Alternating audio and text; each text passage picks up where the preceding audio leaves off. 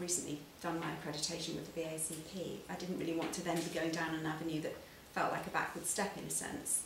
So yeah, I think that, as I say, there are a lot of programmes out there, but as far as I could see, there weren't many that were offering this complete package of the creativity, the professionalism, the accreditation. So there are a lot of coaching training programmes out there. There are a lot of counselling programmes when I started in counselling, and there's certainly a lot more that have come along, since. These are unregulated professions, and I suppose for me, I needed to know that I was going to be getting a qualification which actually had some substance and some standing, and was recognised by a body outside of the actual training organisation as being one that, yes, it was covering the things that I needed to know, it was being delivered properly, there was a sort of system of evaluation in place about how people were performing. So coaching is maybe going to be regulated. I wanted to get an accredited course right at the start, so that I would know that I'd got something that was, in this case, a level 5, which I thought was really good. And so that was an important issue. To have a professional accreditation validates the work and the study that I'm doing on Simply Changing, but equally I feel if I were going to look for a coach now, I would investigate them thoroughly. I would want to know what their background was. They hadn't just read a book, got a few tricks of the trade and put themselves on the web and said, I'm a life coach. Accreditation has to be accepted by the professional body that you want to be working with. So to me it was absolutely vital that it was accredited, but I knew that I didn't want to do a straight academic programme, so this for me was kind of perfect hybrid really.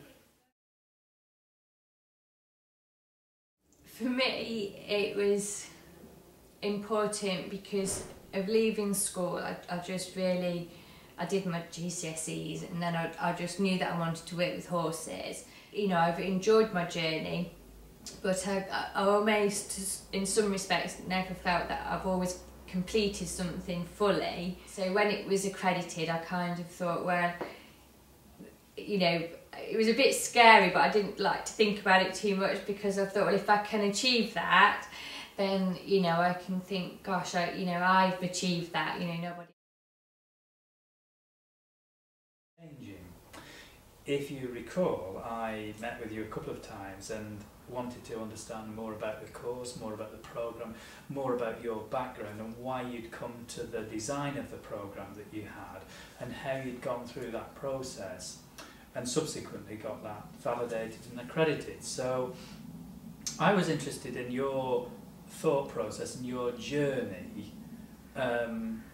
that had got the course to the point of it being accredited. So that was actually important to me, to understand why accreditation had been important to you, the deliverer of the course, as much as it was important to me.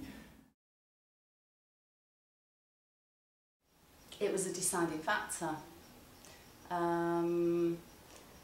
particularly in the field of something like coaching, that is, by anyone's admission, quite an open kind of sector, an unregulated professional sector to be in. To find a coaching programme, a training programme that has got accreditation to level 5 is pretty decisive for a lot of people, and it certainly was for me. Being on an accredited course actually gives a sense of kudos, it gives a sense of confidence. For me as a coach, but also for my coachees, it's establishing a baseline that this isn't just sort of fly by night. This is actually an ongoing learning process for me as a person, and that they're getting a quality experience as a coachee. I needed something to be able to fit into my lifestyle. That was the most important thing, because I work very hard throughout the week. But I know that I wanted to gain a qualification, an accreditation, and that's what was so important for me on this course.